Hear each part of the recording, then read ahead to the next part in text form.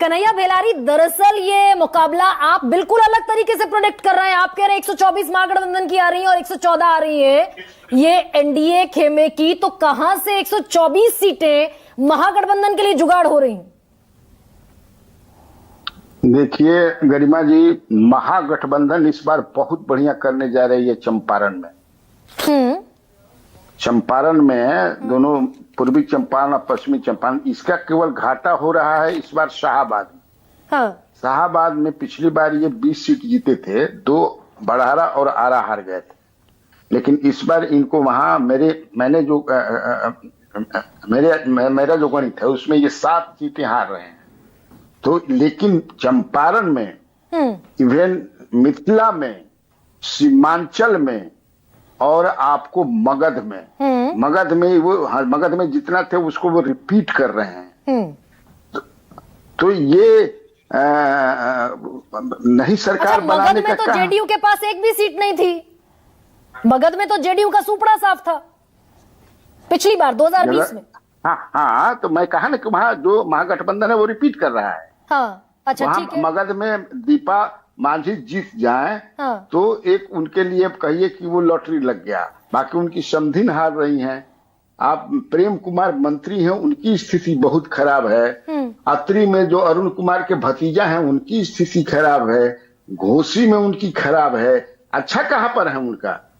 एक भी कोई सीट बता दे जहाँ दीपा मांझी ठीक है। उनके बारे में जो है अनिल कुमार जो टिकारी से हैं उनकी स्थिति खराब है। लेकिन ऐसा क्या हो गया कि आप कह रहे हैं बीजेपी तीसरे नंबर की पार्टी बनती दिखेगी? ऐसा क्या हुआ इन 5 साल में भाई, इतनी नाराजगी आप जो ग्राउंड पर बीजेपी के लिए देख रहे हैं? मैंने बताया है गरिमा जी आपको, बताइए ना ये जेडीयू के जो वर्कर्स हैं, जेडीयू के जो वोटर हैं, जेडीयू के जो समर्थक हैं, उनका एक ही सवाल रहा जो कि भाई आखिर क्या गलती हमारे नेता से हुई कि ये लोग कहने लगे कि विधायक चुनते हैं मुख्यमंत्री। ये तो पहली बार हम लोग सुन रहे हैं।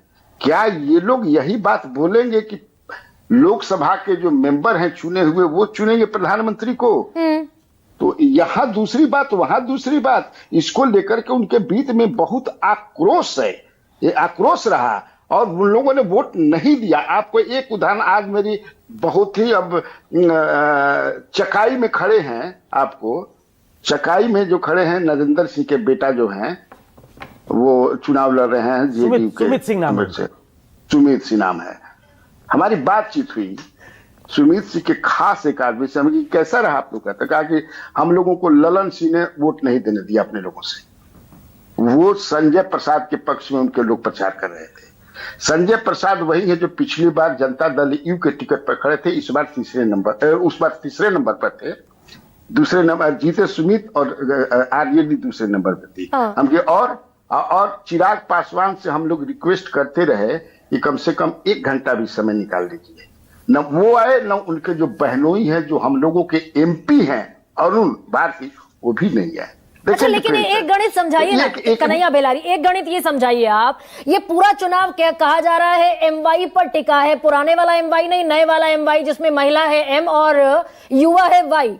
तो महिलाओं का चंक है लगभग 50% का, जिसे तेजस्वी नीतीश के हक में तब तमाम लोग बता रहे हैं। युवाओं का चंक 24% है, जिस पर जिन युवाओं ने बेट लगाई है तेजस्वी यादव पर। एक तरफ खड़ा हुआ 24% का चंक, एक तरफ 50% का। तो एज तो दरअसल 50% वाले को हुआ ना। ये कहां गड़बड़ झाला हो रहा है कि आप कह रहे हैं महागठबंधन को 124 सीटें आ जाएंगी? कहां से आएंगी? हमको ये बताइए कि 10,000 रुपया कितनी महिलाओं के खाते में गया है? 1.5 करोड़। 1.5 करोड़ महिलाओं के खाते में गया। उसमें वोटर कितने हैं? महिला वोटर कितने? अब ये सेग्रीगेट करना पड़ेगा। टोटल वोटर है महिला 3.5 करोड़। 2,51,00,000 महिलाओं ने वोट किया है कन्हैया जी। टोटल वोटर है 3.5 करोड़ महिला वोटर। वोट किया है। कितने लोगों ने, कितने महिलाओं ने किया है उन्होंने पूछा। जिनके खाते, मैं आपको बातचीत के आधार पर बता रहा हूं कि मुस्लिम और यादव महिलाओं के खाते में गया भी है, उनको वोट नहीं दिया। मैंने कल भी आपको बताया था या परसों बताया था कि बीजेपी का वोट बढ़ा ही नहीं है कहीं से। कहां से बीजेपी का वोट बढ़ा है? अब नीतीश को थोड़ा आप अलग कह करते रहे हैं हैं। आप कह रहे हैं कि अगर मुस्लिम और यादव महिला के खाते में 10,000 गया भी तो भी उसने एनडीए को वोट नहीं किया। एकदम नहीं दिया है। और इतने जब कॉन्फिडेंट थे लोग, तो ये आशा के और जीविका दीदी वहां पोलिंग स्टेशन से बाहर जो है क्यों बैठाई गई थी, जो महिलाओं तो को समझा फिर रही तो थी तेजस्वी यादव को कॉन्फिडेंट होना चाहिए। फिर तेजस्वी यादव स्ट्रांग रूम पर, और चुनाव आयोग को, चुनाव आयोग और अमित शाह और नरेंद्र मोदी की जोड़ी दरअसल धांधली करने के लिए पटना में जमी हुई है। फिर तो कॉन्फिडेंट होना चाहिए तेजस्वी यादव को। ये तो मैं भी कहूंगा कि एनडीए को कोई अदृश्य शक्ति ही जिता सकती है। अच्छा, जितना मैं घुमा हूं उसके आधार पर कह रहा हूं। हाँ, और कोई नहीं हाँ जिता सकता मतलब है। यानी अब अदृश्य हाँ। अदृश्य शक्ति क्या है अब मैं नहीं जानता हूं, लेकिन अदृश्य शक्ति उनको जिता सकती है। अच्छा, संतोष भी मेरे साथ हैं। संतोष